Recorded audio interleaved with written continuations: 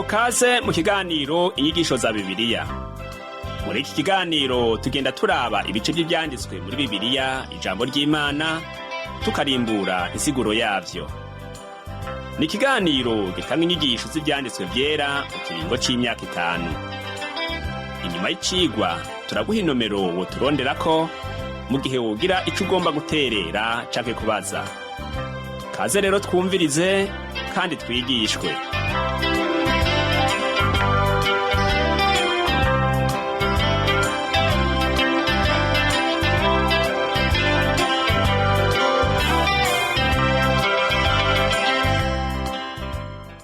Njuti nama bakunzi mwese muteze amatwi y'iganiro inyigisho za Bibiliya, turabaramukije tubipfuriza amahoro y'umwami wacu Yesu Kristo. Turabahaye kaze mu mwanya mwiza w'inyigisho za Bibiliya, tubamenyesha ko muri kumwe na Pastor Rudi Mazumutima ubategura kandi akabashikiriza ikiganiro inyigisho za Bibiliya. Ndaributsa ko mu cigwa cacu giheruka twavuganye ku vy'amahembe 10 yari kuri ca gikoko ca kane Daniyeli yerekwa ari mu nzozi. Twabonye ko ayo mahembe 10 yagereranywa n'ubwami 10 buzoseruka buvuye mu bwami bw'Abaroma. Twarabiye hamwe ivy'agahembe gatoya kari ku mutwe wa ca gikoko cagira kane. Ako gahembe gatoya twabonye ko ari Antikristo azoseruka mu gihe c'ubwami bw'Abaroma. Uyo Antikristo azonesha abami batatu, azohana n'abera bisumba vyose. Twabonye ko azorogota ku Mana no kuri Kristo. Azoganza imyaka 3 n'igice, hanyuma Kristo azoza amukura ku nganji amuterere mu kiyaga caka umuriro hamwe n'abamukurikiye. Hanyuma Kristo azoca ashinga ubwami bwiwe ngaha kw'isi, ubwami butazoshira. Mu cigwa cacu c'uno munsi rero tuza gutandukira igihimba c'8 aho tuza kurabira hamwe Daniyeli yerekwa ivy'imfizi y'intama n'imfizi y'impene. Inzozi zanditswe na Daniyeli muri iki gihimba zari ubuhanuzi igihe zatangwa, yamara ubwo buhanuzi bwaramaze gushika. Kubera ko bwashitse, iki gihimba cabaye ifatiro ry'umuntu atemera Bibiliya yose agerageza kwerekana umwaka igitabo ca Daniyeli candikiwemwo. Ivyumviro vyiwe bihagaze ku kuntu ubwo buhanuzi bwa kazoza ari ubudasanzwe kandi nawe atizera ibidasanzwe. Rero ubu buhanuzi ntibwoba bwanditswe mu gihe ca Daniyeli, yamara bwoba bwanditswe inyuma ya Daniyeli, bwanditswe nk'akahise. Iki ni iciyumviro rero kidashemeye, kandi sinovuga ko iki gitabo kitanditswe na Daniyeli uwavugishwa n'Imana. Hari bihari hagati y'abize cane ko nimba Shakespeare yanditse Shakespeare, Mark Twain nawe yishura kuri ico kibazo ko nimba Shakespeare atanditse Shakespeare itegerezwa kuba yanditswe n'uwundi muntu bari basangiye izina. Nimba rero Daniyeli atanditse igitabo ca Daniyeli nko mu mwaka wa 600 imbere ya Yesu Kristo ko avuka, rero coba canditswe n'uwundi muntu bitiranwa izina wo muri ico gihe ciwe. Inzozi z'ubuhanuzi bwa Daniyeli bw'imfizi y'intama ifise amahembe 2 atangana n'imfizi y'impene ifise ihembe ry'akaranga bwami zitera amatati hagati y'ubwami bw'ubwami bw'aba kabiri n'ubwa gatatu, n'ugushamirana hagati y'ubuseruko n'uburengero, hagati y'ubumanuko n'uburaruko, hagati ya Aziya n'Uburayi. Uyu wari umushamirano hagati y'ubwami bw'ubwami bw'Abamedi n'Abaperesi n'Ubugiriki na Makedoniya. Muri izi nzozi rero Daniyeli yeretswe akandi gahembe gatoya, ako twavuze yuko ari Antiochus Epiphanes, uwahamye abayuda cane kandi niwe yashikije ubu buhanuzi bw'agahembe gatoya. Dukwiye kumenya ko ikigabane gikurikira ni iki. Nk'uko tubibona mu gitabo ca Daniyeli igice ca 2 uhereye ku murongo wa 4 ukageza ku gice c'indwi ku murongo wa 28, cari canditswe mu rurimi rw'icamarayiki, ururimi rw'Abasiriya, ururimi rwavugwa n'ubwami bw'ubwami 4. Mu ntango y'iki gihimba c'8 igitabo gisubira kwandikwa mu rurimi rw'Igiheburayo, ariko ari amajambo yose kuva mu gitabo ca 2 kugeza igitabo c'indwi yanditswe mu rurimi rwo mu Caramayiki. Reka rero turabe Daniyeli yerekwa imfizi y'intama n'imfizi y'impene. Uyu munsi nko navuze amajambo y'Imana tugiye gusoma tuyabona mu gitabo ca Daniyeli igice c'umunani tuza guhera ku murongo wa mbere gushika ku murongo wa 13. Ariko imbere yuko dusoma ayo majambo yose twumviriza abaririmbyi mu ndirimbo yabo ikurikira. Samirana, samirana, samirana, usemerera imani hafi cyubahiro. Samirana, samirana, samirana, usemerera imani hafi cyubahiro.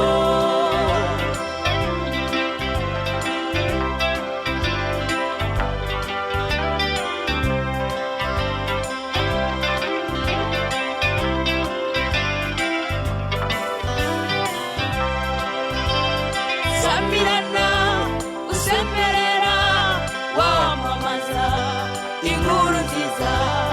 Samirana, usemerera wamamaza inkuru nziza. Inkuru nziza ni agakiza kabonekwa muri Yesu Kristo. Inkuru nziza ni agakiza kabonekwa muri Yesu Kristo. Samirana, samirana, samirana, usemerera imani hafi cyubahiro. Samirana, samirana, samirana, usemerera imani hafi cyubahiro. Samirana. Murakoze baririmbyi, umwami Yesu Kristo abaho umugisha. Namwe mwese abateze amatwi inyigisho za Bibiliya, turabire hamwe amajambo y'Imana mu gitabo c'uwavugishwa n'Imana Daniyeli igice c'umunani. Turahera ku murongo wa mbere, kandi haravuga ngo: mu mwaka ugira gatatu umwami Berushaza ari ku ngoma, jewe Daniyeli mbona ivyo neretswe bikurikira ivya mbere. Uyu ni umwaka ugira gatatu Berushaza ari ku ngoma, umwami wa nyuma w'i Babuloni. Inzozi ziri mu gihimba c'indwi zabaye mu mwaka wa mbere uyu mwami Berushaza ari ku ngoma. Rero izi nzozi zose zabaye mu mpera y'ubwami bw'i Babuloni. Dushishikaye gusoma igitabo ca Daniyeli igice c'umunani ku murongo wa 2, haravuga ngo: mbona ivyo neretswe nko mu nzozi, maze mvyitegereje mbona ni ku mugwa Ishushani mu ntara yo muri Elamu. Ndavye ivyo neretswe mbona ndi ku ruzi Urayi. Biboneka ko mu nzozi Daniyeli yaronse yasanze ari Shushani canke Isusa, umugwa mukuru w'Ubumedi n'Ubuperesi, ubwami bw'ubwami bugira kabiri mw'isi. Avuga ngo mu kirimba niryo jambo ritomoye hafi y'inzu zikomeye. Urayi rero ni uruzi Kerika rwaca Isusa. Igituma izi nzozi yazironse abona ari ku ruzi Rususa atari Babuloni, nuko ivyo yeretswe vyari vyerekeye ubwami bw'ubwami bwa kabiri n'ubwa gatatu. Ivyavugishijwe muri ubuhanuzi vyose vyarashitse nko mu myaka 200. Ugushitswa k'ubu buhanuzi nk'ubu ku muntu atemera Bibiliya yose ni gitangaza kuri we, kuko aguma yibaza umwaka igitabo ca Daniyeli candikiwemwo. Agumana iciyumviro ko igitabo ca Daniyeli canditswe inyuma y'ibi vyabaye yahishuye. Rero n'ivyanditswe bisanzwe vy'akahise. Uko nukugerageza kwanka ibitangaza. Igitangaza, ikintu kidasanzwe, kibabaza uburyo bwiwe bw'insobanuro. Umurongo wa 3 muri iki gice c'umunani gitabo ca Daniyeli uravuga ngo: nunamuye amaso mbona imfizi y'intama ifise amahembe 2 ihagaze hakuno y'uruzi, kandi ayo mahembe uko ari 2 yari maremare, ariko rimwe ryasumba irindi, kandi rirerire niryo ryaheruka kumera. Iri jambo ry'Imana dusomye ngo intama ifise amahembe 2 igereranywa n'Abamedi n'Abaperesi, nk'uko tubibona mu gitabo ca Daniyeli igice c'umunani ku murongo wa 20, ngo irirerire niryo ryaheruka kumera. Mu yandi majambo, ihembe rirerire ryerekana ko Ubumedi aribwo bwatanguye guseruka igihe wa mukuru w'ingabo Gobrarius z'Abamedi yasenyura Babuloni. Mu nyuma haje Abaperesi batsinda Abamedi, hanyuma bafata ubwami bw'ubwami buhambaye. Iyi mfizi y'intama rero y'amahembe 2 asumbana n'ubwami bw'ubwami bw'Abamedi n'Abaperesi, aho Ubuperesi bwagiye hejuru y'Abamedi. Umurongo wa 4 dushika gusoma igitabo ca Daniyeli igice c'umunani haravuga ngo: mbona iyo mfizi y'intama igenda itwariranya yerekeye iburengerazuba n'iburaruko n'ibumanuko, ntihagira igikoko gihangara kuyihagarara imbere, ntihaboneka ushobora kugira ico ayikiza, ariko yakora uko yigombeye ikigira agahambaye. Bibiri tubwiye ngo mbona iyo mfizi y'intama igenda itwariranya yerekeye iburengerazuba n'iburaruko n'ibumanuko. Kubera iki itavuga ko yatwariranye ija iburasirazuba? Ubuperesi bwari iburasirazuba, ariko ntiyagiye iburasirazuba. Iyo baja kure muri iyo nzira bari gushika mu bihugu vyo mu buseruko, mu Buhindi no mu Bushinwa, ariko biyumvira kugira ubwami bw'ubwami mu zindi mpande zose. Ubu rero n'ubwami bw'ubwami bwagereranywa n'idubu muri ca gihimba cindi twasoma, bwakwegwa rero n'impwemu yo gufata no gutsinda ibindi bihugu. Umurongo wa 5 turashishikara gusoma igitabo ca Daniyeli igice 8, haravuga ngo nk'ivyitegereza mbona haje imfizi y'impene ivuye iburengerazuba, ica mu isi yose, igenda idakoza amaguru hasi, kandi iyo mpene yari ifise ihembe ry'akarangabwami hagati y'amaso yayo. Daniyeli yatangajwe n'ububasha n'ubunyarutsi bw'intama, ariko haje imfizi y'impene inyaruka kuruta intama. Iyo rero yaje iva iburengerazuba, igenda idakoza amaguru hasi, ifise ihembe ry'akarangabwami. Imfizi y'impene igereranywa n'ubwami bw'Ubugiriki, turabibona mu gitabo ca Daniyeli igice 8 ku murongo 21. Hanyuma ihembe ryayo naryo ryerekana umwami Arikazandero mukuru. Ku ngoma ya Yazaresi, ubuperesi bwagomvye kuja iburengerazuba, ariko imfizi y'impene yazananye iburengerazuba inyaruka idakoza amaguru hasi. Ivyo bigereranywa rero n'amababane y'ingwe yerekana umwami Alexandero n'ingabo ziwe. Reka dushikare gusoma tubone umurongo wa 6 n'uw'indwi muri iki gice c'8 gitabo ca Daniyeli. Haravuga ngo iza kuri ya mfizi y'intama y'amahembe abiri, nari nabonye ihagaze ku ruzi, irayivumbukira, iri n'inkomezi zitewe n'inzigo nyinshi. Mbona yegereye iyo mfizi y'intama, irayishamira, irayisekura, iyivuna ayo mahembe yompi, kandi iyo mfizi y'intama ntiyagira inkomezi zo kuyihagarara. Ariko iyo mpene iyikubita hasi, irayisiribanga, kandi iyo mfizi y'intama ntihaboneka ushobora kuyikiza ya mfizi y'impene. Iri jambo ngo irayishamira bisobanurwa ko yatwawe n'ishavu n'inzigo, yiruka yegereza iyo ntama ngo iyiseke. Yarzerse yari umwami wa nyuma w'Ubuperesi, yagerageje kugwanya Uburayi n'Ubugiriki. Yagenda afise ingabo hafi 300 n'imiryango yabo. Abagiriki rero bari abanyabwenge, ntibagenda guhwana n'uwo bagwana, ahubwo bararindira kugeza agiye iyo baherereye, ahari akayira gapfunganye hatashobora guca ingabo nyinshi. Kubera ko umusoda w'Umugiriki yangana canke yagereranywa n'Abamedi b'Abaperesi 10 batize canke bataronse inyigisho za gisirikare nk'Abagiriki, vyatuma Abagiriki batsinda Abamedi n'Abaperesi. Biboneka rero yuko Abagiriki bari bazi ubuhinga bukomeye bwa gisirikare, baranduranye n'imizi ingabo z'Abaperesi. Iyo ntambara yabereye ahitwa Itermofilaye, hanyuma ibera Isarmisi. Ubwato bw'intambara hafi 300 bw'uyu mwami Yazaresi niho bwasamburiwe n'inkubi y'umuyaga. Amaze kubwirwa ko ubwato bwiwe bw'intambara bwasambuwe n'inkubi y'umuyaga, yaciye agenda mu kiyaga, yambura umusipi wiwe, arawukubitisha amazi yo muri ico kiyaga, kuko inkubi yo mu kiyaga ariyo yononye ubwato bw'intambara ziwe. Novuga ko ivyo yakoze kitari gikowa c'umuntu yobaza ubwenge. Ibi vyerekana inguvu za nyuma z'iburasirazuba zo kuja iburengerazuba. Kuva ico gihe ntibasubiriye kwiyumvira kujayo. Ni ivy'ukuri ko abantu benshi baje bava Isipaniya, ariko uwitwa Karoli Mortel yabahagarikiye mu ntambara y'Itours. Ni ivy'ukuri kandi ko abo muri Turukiya bagerageje guca mu burasirazuba ariko barananiwe. Ubu rero mu burengero haserutse uyu musore, umukuru w'ingabo witwa Alexandero Mukuru. Yari afise imyaka hafi 32 gusa aho yapfa. Yari umuntu w'umuhinga mu vya gisirikare, yari umwe mu bantu bahambaye, yari umuhinga akomeye.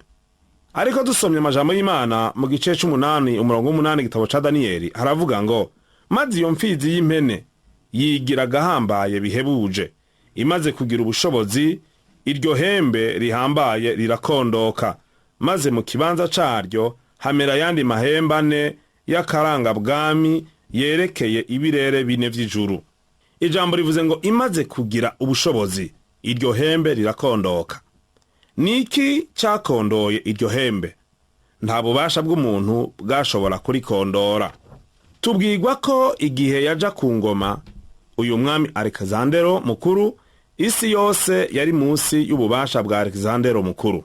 Bivugwa ko yicaye hasi hanyuma ararira kuko atahandi canka yandi mahanga yari asigaye yo kugwanya. Yari yarahanesheje ibihugu byose byari bizwi, yari yabaragwanije arabinesha. Biboneka rero yuko Alexandero yababajwe nuko atarafise ahakigwanya. Yamara ageze hagati y'imigambi yiwe yafashwe n'indwara y'umururumbo. Inyuma yaho yari yaraye aranywa ibiboreza, hanyuma carapfa ari Babuloni mu mwaka wa 323 imbere ya Yesu Kristo. Apfa afise imyaka 32. Iri jambo rero ngo imaze kugira ubushobozi, iryo hembe rihambaye rirakondoka. Biboneka ko ubu bwami butatu bwa Babuloni, Ubumedi n'Abaperesi, Ubugiriki na Makedoniya, bwose bwasubijwe hasi no kwivanga mu kaboregwe k'uyu muntu yari aburongoye Alexandero Mukuru. Reka mvuge ko ntiyumvira ko igihugu cacu kizosamburwa na malaria canke ibindi bintu, ariko kumbura ibiyayura umutwe, ariko buzosamburwa n'akaboregwe. Ntimuntahure ukutariko, sindiko ndashigikira ibiyayura umutwe, kandi ndizera ko urudandazwa rw'ibiyayura umutwe ari irinde ry'urupfu. Ariko ntitubona ko akaboregwe nako kariko karica igihugu kandi kishe byinshi. Ku biharuro vya vuba vyagizwe mu mwaka w'1981 nabonye ko abantu hafi 26,000 bicwa, hanyuma imiliyoni y'abantu igigwa ibimuga n'abandi benshi bakomereka ku mwaka bivuye ku mpanuka z'abatwara imiduga baborewe. Twari dufise rero imigwi igwanya ugupfa gutegwa n'intambara. Yamara ntiturigera tubona umuntu numwe agenda afise nk'icupa rya whisky canke rya Primus avuga ngo iri cupa n'urupfu ku bantu b'Abarundi uyu munsi.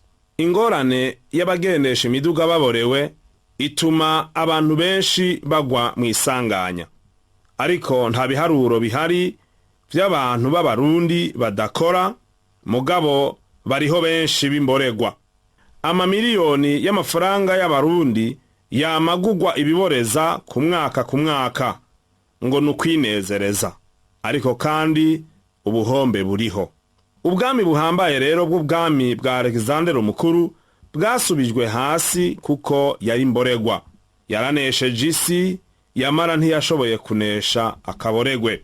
Twiyumvira ko tuzi ubwenge gusumba abandi kandi ko tudashobora gusubira hasi kumbure. Mugenzi wanje uteze amatwi inyigisho za Bibiliya, harageze aho haboneka umuntu avuza ifirimbi agatangaza kubera akaboregwe, ibiyayura umutwe n'ibindi byinshi bituma ubutunzi bw'igihugu buzama, kuko abantu benshi bigwa muri vyo bakaba baciye bononekara maze igihugu kikaba gihomvye.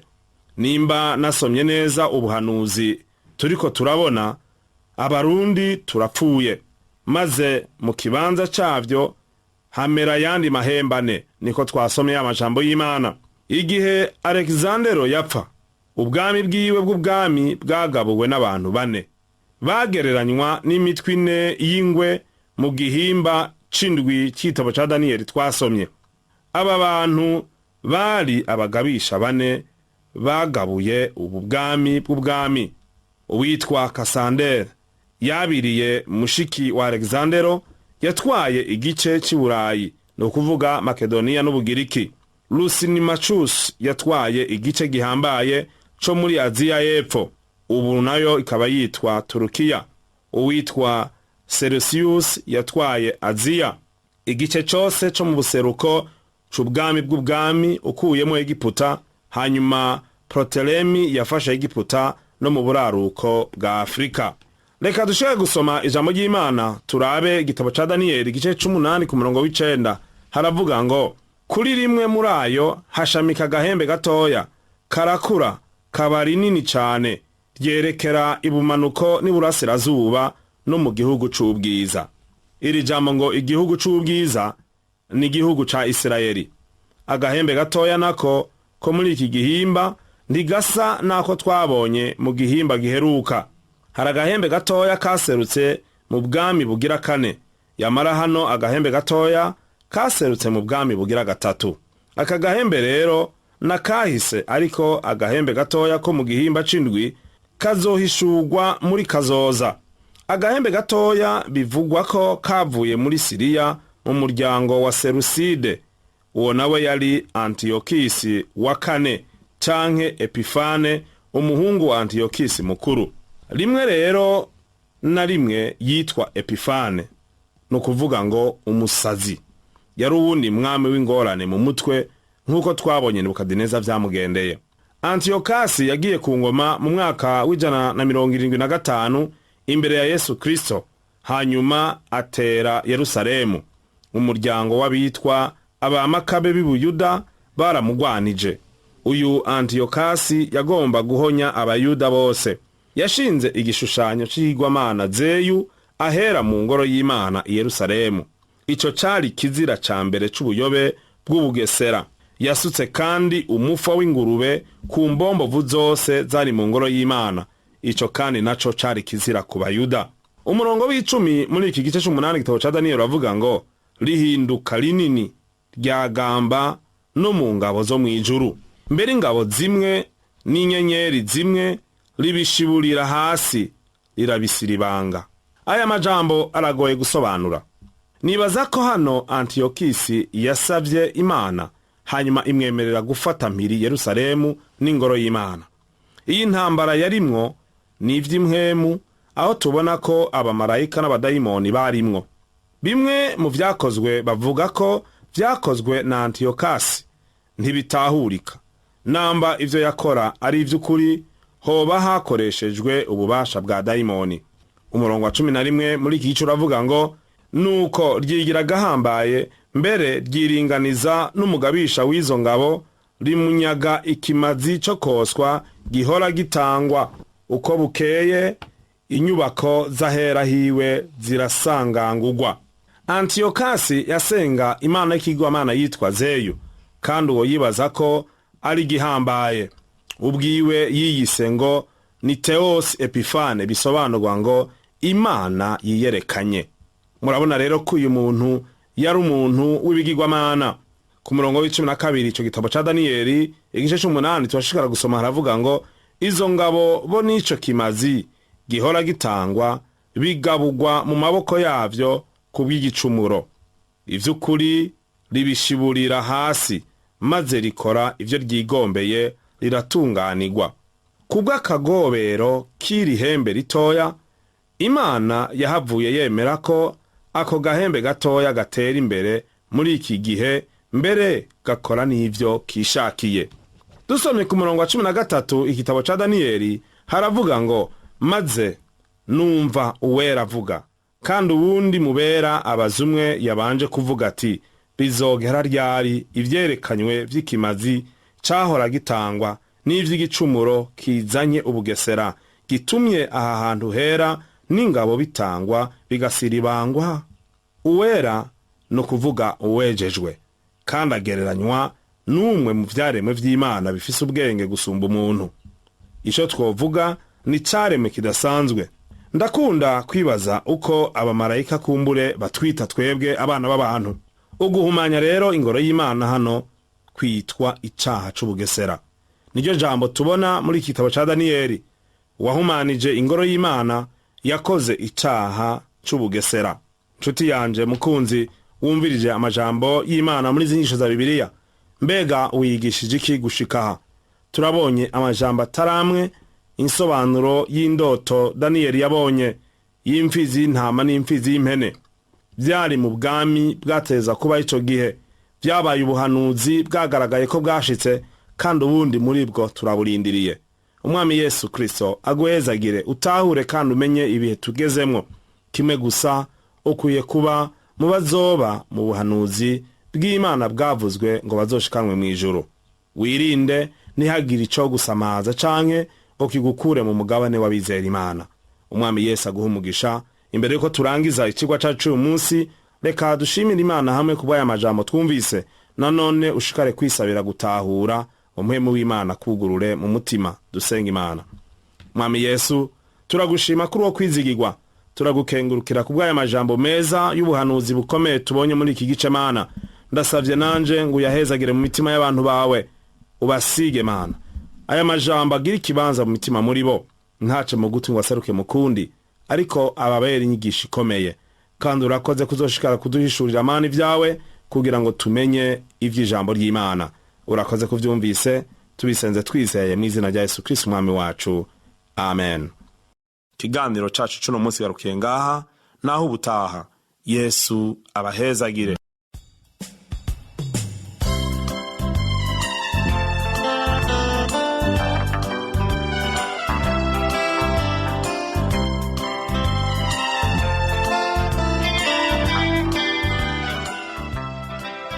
Wakoze kumviriza icigwa c'ijambo ry'Imana c'uyu munsi.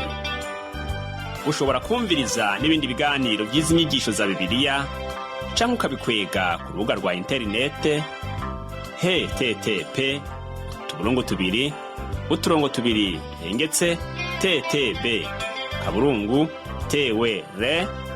ttp://TWR/org. Ushobora kumviriza ikiganiro co muri iyi ndwi canke ugafyonda ahanditswe ngo rondera ukurikije itariki kugira ngo wumvirize ikiganiro camaze kurengana. Ushobora no gufyonda ahanditswe ngo rondera ukurikije ivyanditswe kugira ngo wumve ibiri muri ico gice c'ivyanditswe vyera ugomba. Ufise ico wunganira canke ubaza, twandikire ku gasanduku ka posta 1140 i Bujumbura. Email ni twr@gmail.com. Ushobora no kutwakura kuri iyi telefone yo mu biro. Inomero ni 22 24 26 57 mu masaha y'akazi, canke kuri telefone ngendanwa. Inimero ni 79 741 993, canke udusanga aho dukorera i Bujumbura kwibarabara ryitiriwe Ubufaransa hambavu y'ishengero Anglikane ari ryo Katedrale Sainte Trinité. Imana iguhezagire ko watwumvirije kandi gufashe gutahura neza iri jambo ryayo.